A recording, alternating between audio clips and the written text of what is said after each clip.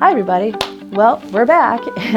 I'm Nancy Frigo with Coldwell Banker Commercial, and we are here today in Northwest Indiana, and I'm so excited. We are going to be speaking today with the United States Congressman Frank Mrvan of the 1st District of the state of Indiana. Yes. And he will be explaining what is going on in the region here in Northwest Indiana with the train, the commuter rail that we are talking about, the Westlake Corridor and the double track going to the center of our state, actually. And it happens to be his district. So grab your cup of coffee, relax, and check this out and enjoy this episode. It's epic. Well, hello everybody, and I am so excited today to be sitting here in Mrvan, Indiana, and speaking with our United States representative from Congress, Mr. Frank Mrvan, and he represents our 1st District in the state of Indiana. And thank you so much for meeting with us today regarding the Boots on the Ground campaign and the commuter train of Northwest Indiana.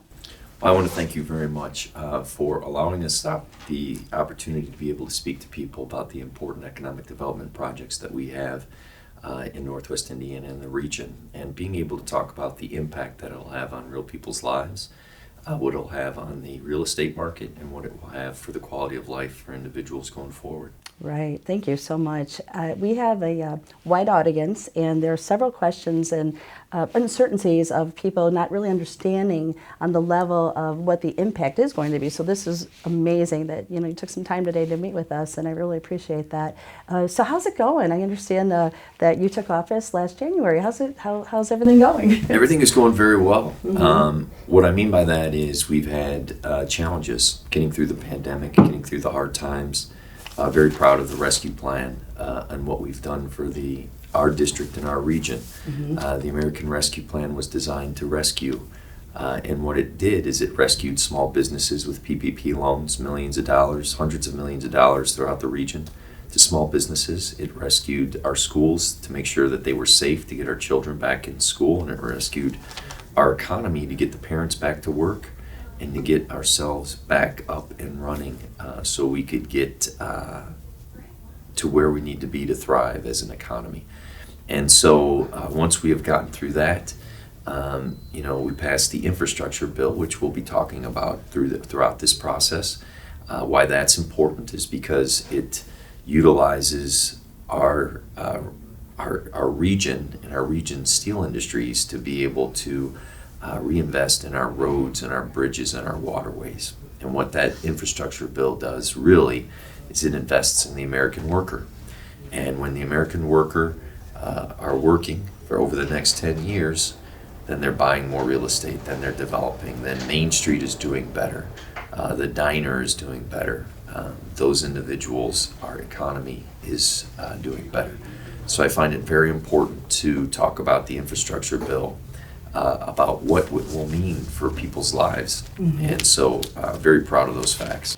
So the overall impact of what is going on in our region with the commuter rail coming to the area, I would love to hear what you and your office, maybe you can let our viewers know exactly what part as far as you and your office has played with bringing and this undergoing this huge economic turn here for Absolutely. For our region. And first, it's important to put credit where credit's due. Congressman Visklowski worked on this project for a long time and was able to see it come to fruition.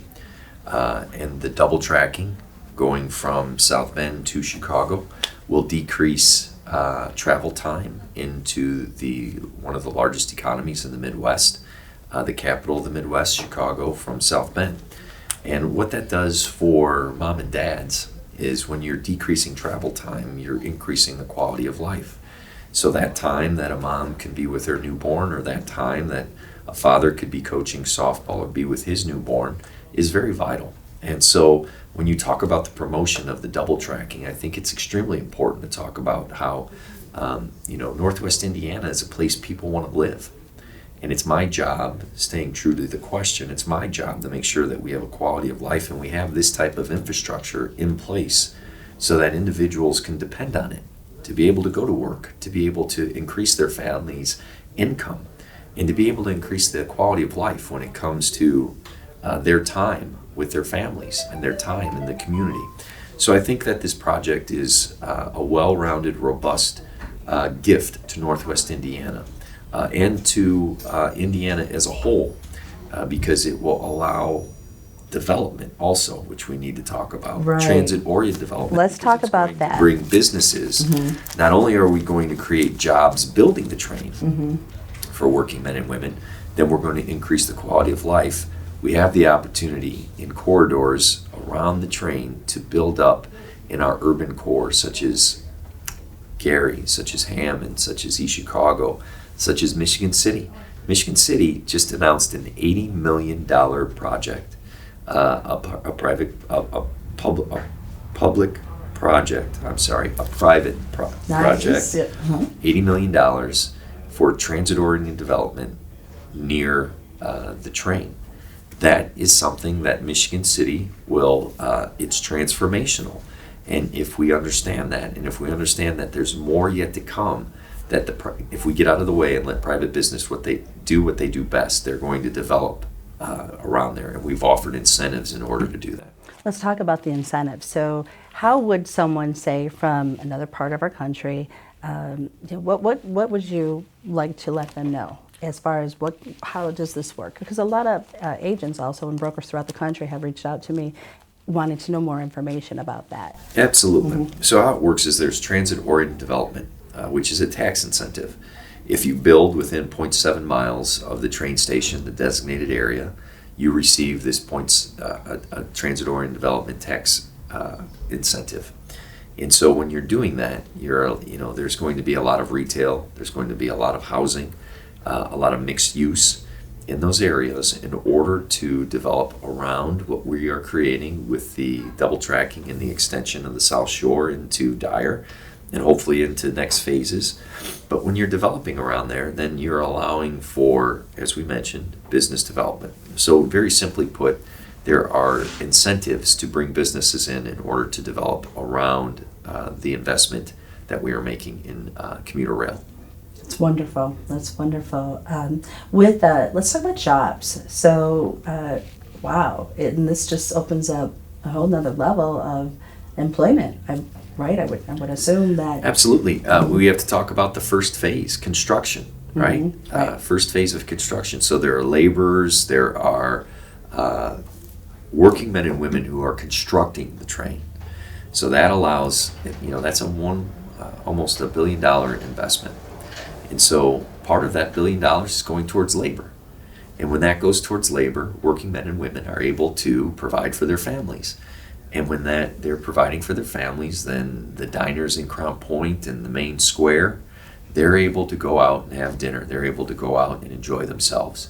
They're able to buy new products. They're able to purchase and build onto their homes. They're able to provide for their children to go to college. They're able to save for their retirement. And so that's the first phase. The next phase is the ability to bring people in as corporate headquarters in Chicago. When they bring in new corporations, people want to make sure that they have less than an hour travel time. Northwest Indiana is opening that market now because of the double tracking and the extension. We're cutting down travel time to the largest economy in the Midwest. And so now we're in the market of the Chicagoland area of being able to have low taxes, a great quality of life when it comes to the dunes and the lake shore and what we have to offer. And I believe the region is a wonderful place to raise a family when it comes to education and opportunity. And so I believe that we are busting open the door for our markets on the real estate development side and also just as a community and a quality of life.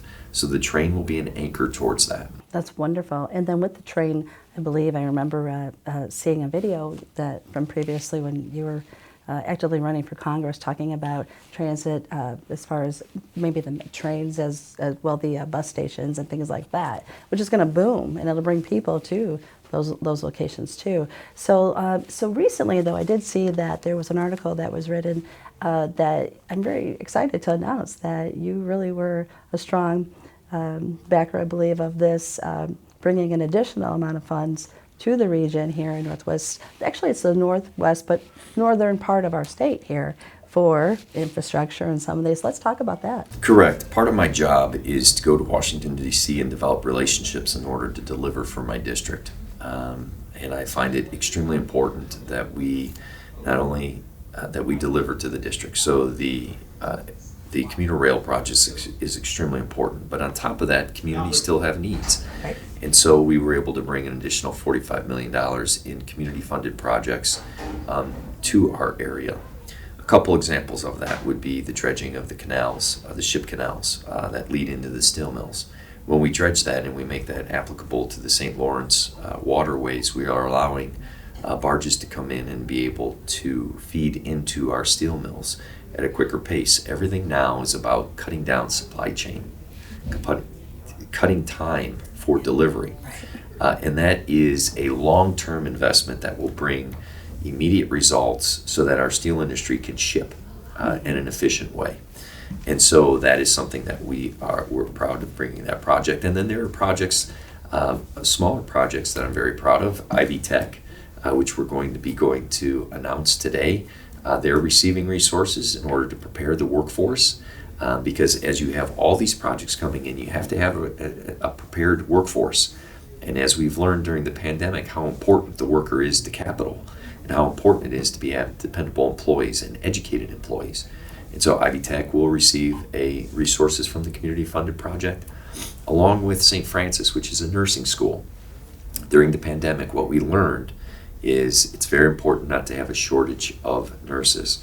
And so we were able to secure some dollars to make sure that there are accelerated programs here locally for individuals who want that opportunity, who have children, who are trying to make themselves better, and who want to help people in their most vulnerable days while they're in the hospital. I find that very important. And we also were able to secure dollars for the Gary Police Department, $500,000, to make sure that they're investing in equipment and in public safety. And so those types of investments or delivering back to the district is extremely important to me, because I know that will impact the quality of life. It'll impact our public safety. It'll impact our ability to have nurses in the hospital. It'll impact our workforce. It'll impact our steel industry when it comes to jobs. And there are other projects that are infrastructure for sewer and for septic and changing those. And those types of investments are invaluable because it builds upon and brings in more development. Right. Recently, I had spoken with the local congressman or councilman, Mr. Jorgensen from the Lake County, and your district is wide. I guess I think we need to explain how you cover quite a few counties. I cover all of Lake County, all of Porter County, and 2/3 of LaPorte County. That's quite a big district. 780,000 people. And so he was able to secure some funds from the ARP funds. And so, you had mentioned, and then a lot of people don't understand that, there's certain limitations on certain fundings. So with the ARP, a lot of it came with water and sewer. They were able to bring that to areas which they never have had before. And so correct. I think it's important, and it's my job to talk about the American Rescue Plan. And so we voted for that. And I'm very proud of the American Rescue Plan. It brought in hundreds of millions of dollars into the first district. And it gave communities the resources to invest. As you had mentioned, the county councilman was probably investing in South County when it came to infrastructure in sewers and water. There's capacity. And as we often talk about, in smart growth in development. Right. And so responsible, smart growth. Responsible, smart growth. So when there's a storm or you have storm water, you've got to be able to manage that water. That's a big part of development. And so just let's use that one example. So the American Rescue Plan came from, we voted for it, passed it, and it got to the communities. It was able to get to the counties quickly, and to the communities, St. John, Schererville, Dyer, Gary, Lowell, Whiting. Every community received their allocation. And they are able to turn the key and open up those projects. Now, what does that do? It does a great deal for development in South County, but it also allows those communities of St. John and Dyer with the smart growth to use those funds that would have been used in other places for public safety. The majority of the American Rescue Plan in our district very often was utilized by the cities and towns and the municipalities to give the essential workers such as police and firemen either bonuses or pay raises. It allowed them to pave roads. It allowed them to improve parks. It allowed them to invest in dollars or invest those resources into that, and also keep their budget that they have. So it was above and beyond their correct. local budget. That is That's correct. huge. So the American Rescue Plan rescued our communities because tax revenue was down. The essential workers were out there risking their lives, and this is a way to reward them. Cause and effect. Correct. And so the American Rescue Plan, I believe, had a great impact. And as we opened up, it rescued our schools to make sure that they had very good HVAC systems, meaning heating and air conditioning, that were taking the bacteria out of the air. It allowed schools to reopen and to make sure that our kids were safe. The rescue plan, as you mentioned, is allowing communities to invest in projects that can increase smart growth and development in all areas. So what's in the future? Let's talk about the future of your tenureship here with, oh, by the way, congratulations. I understand your father, who was a senator, had just recently retired. Correct. And that's amazing. So your family is just really, helping grow our communities, and I can't thank you enough, especially from the real estate community. I have to tell you, the realtors really have expressed that they're very grateful for all the things that your family has accomplished and help us grow in a smart way and in a responsible way throughout Northwest Indiana. And I can't thank you guys enough, but how awesome. How is he doing? He's doing very well. He retired in the first couple of weeks of January this year, and he served faithfully for 39 years as the Indiana State's it's really 40 years, and ultimately was the longest serving state senator. And he was, his formula to longevity was he loved the people, and he wanted to make sure that he impacted them in a positive way. He had a great deal of pride in where he came from. He was born and raised in the harbor in East Chicago, and he had simple rules. He was a very honest man. He always wanted to make sure that the property owner was protected and there was making the best decisions for people who were investing their life in where they lived. And so he did that every single day, and he did it with great pride. He also believed very strongly in working men and women in the value of a good education here in Northwest Indiana. And I'm very proud to be his son, and I'm very proud of him. That's amazing. Thank you so much. Now, let's talk about your future. Where do you see things going with our state and with our region? That we're having all these things happen. What do you kind of foresee as a projected future with all these things coming to the region? Well, I believe that it's important for us to continue to build upon what we've talked about. The expansion and the extension of the South Shore is extremely important, and the opportunities that it will create along, as we mentioned, with the transit-oriented development. We've talked about the infrastructure bill and how important that will be to our area, to the Gary Airport, because it's about airports and ports and broadband and clean water and replacing lead pipes so our children are drinking clean water. That's important in our older urban areas. But let's just talk about the Gary Airport, bringing in logistics, the Amazon, the UPSs, the FedExes. I believe we're on track to be able to invest into the Gary Airport and the Port of Indiana. The Port of Indiana is one of the diamonds in the rough in Northwest Indiana. It employs at its peak about 3,500 people.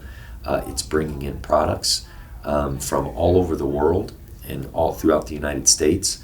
And I believe those investments in the Port of Indiana and Gary will allow us to create more anchors. So we have the double tracking, we have the extension, we have the ports and the ports who are investing in roads and bridges. So that will allow us to bring in businesses, and something that I'm very proud of, that I'm going to compete for till the very end, is I'm co-chair of the Steel Caucus. And there are 100 members, bipartisan members, within the Steel Caucus. And what we do is we make sure that we have trade policies and advocate for trade policies that advance the American steel industry. As the co-chair of the Steel Caucus, we were able to advocate for a Buy American provision that was melted and poured when we talk about the infrastructure bill. Okay. So when This is good. right, when you're This driving is good. over a bridge or when you're replacing roadways, we want to use American steel, and we want to make sure that the American Beautiful. steel industry is hitting their full capacity. And when they're hitting their full capacity, the United Steelworkers are working, the contractors who are feeding the steel mills are working. So now let's take it to the next level. And this is what I believe is the next generation of American domestic manufacturing here in the United States and hopefully in Northwest Indiana. So there are, what we've learned during the pandemic, and it is a new term that everyone is able to catch on to, is the semiconductors and the chips. There was a shortage because those were imported from other countries. As in the pandemic impacted the world, there was a shortage in chips and semiconductors. Well, we have a piece of legislation that I co-sponsored, which is called the American Competes Act. And what that does is that invests billions of dollars in American domestic manufacturing and of semiconductors and chips here in the United States. Within that piece of legislation, it invests in STEM, and it also ties public-private partnerships and also draws in public institutions such as colleges. And so what we want to do, along with everyone else in the United States, is there are 15 spots that are designated in that piece of legislation, which will be tech hubs to develop the technology in order to bring in manufacturing of semiconductors and chips. And we can do it cheaper. So when Ford in South Chicago stops producing cars or stops the assembly line. My brother works at the Chicago Heights plant, and he was laid off immensely throughout the entire Correct. pandemic. And there's a good chance that your brother may live in my district. So if he's not working, then that's important to me to be able to find that solution. Now the next level of that is in your district. Yes, the production and hundreds of thousands of people, 1,000 people from the Ford plants and from the auto industry live in my district. So when that industry slows down, it also slows down the steel industry. Yes. Because the steel industry isn't producing the auto and the appliance industry because we don't have those chips. Right. So now let's compete for Northwest Indiana. Love it. To be a manufacturing hub of domestic manufacturing when it comes to chips and semiconductors. We have the universities, we have the manufacturing, we have the workforce, we have the location. So that is why I co-sponsored that piece of legislation to make sure we're shortening those supply chains, we're investing in the American worker, and we're investing in the region. If you can close your eyes and envision a semiconductor chip center in Gary, Indiana, or in Lowell, Indiana, or in Whiting, Indiana, then you are putting tens of thousands of people to work. You're shortening our supply chain, you're securing the auto industry, you're securing our national security, and you're doing it right here in Northwest Indiana. Now that is a vision, and we want to we want to compete and have a seat at the table. And that's why I believe it's important to be a co-sponsor of that piece of legislation, to see it through and to find the next level and to work in a bipartisan way. Something that I should have started off with, and hopefully I can't emphasize this enough, is great projects always begin and end in great partnerships and bipartisan partnerships. Communication. And communication. So the extension and the expansion of the South Shore went through 3 governors: Governor Daniels, Governor Pence, and Governor Holcomb. We are also Congressman Visklowski, myself, Senator Young, Senator Braun. It's that collaborative effort of a very, very disciplined mission to do what's best for Northwest Indiana and to work across the aisle to get results. And I believe strongly in that. I have said that from day one when I chose to enter the arena of running for Congress. And I believe that strongly now. And we'll have those partnerships at the airport. We have those partnerships at the ports. And the infrastructure partnership of the commuter rail is extremely important to talk about and to really mention how that is a bipartisan effort to make sure that Northwest Indiana is thriving. We truly are the crossroads of America, with the intermodal that we have here and the opportunity, trains, planes, automobiles, highways. It's the perfect storm, perfect, beautiful storm for success. And I cannot thank you enough for expressing everything that you've just told us. Thank you so much. Thank you. And I'm I really appreciate looking the opportunity. forward to seeing this succeed, and I can't wait when the first train starts going.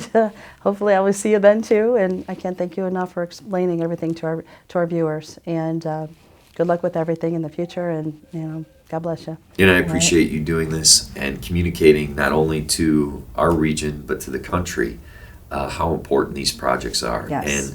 And for us to be able to, for lack of a better term, brag about Northwest Indiana and all that we have to offer. Our future is extremely bright. It's built upon a great workforce, a great region, a great community, and these investments, such as the expansion and the extension of the South Shore, which will bring in businesses, it'll increase home values, and it'll allow us to thrive and be connected to the largest economy in the Midwest. Absolutely. And so, and also to be able to utilize our quality of life that we have here as far as the dunes, the Great Lakes, and the Lakeshore. So I appreciate you bringing this to the forefront and allowing us to talk about it and to brag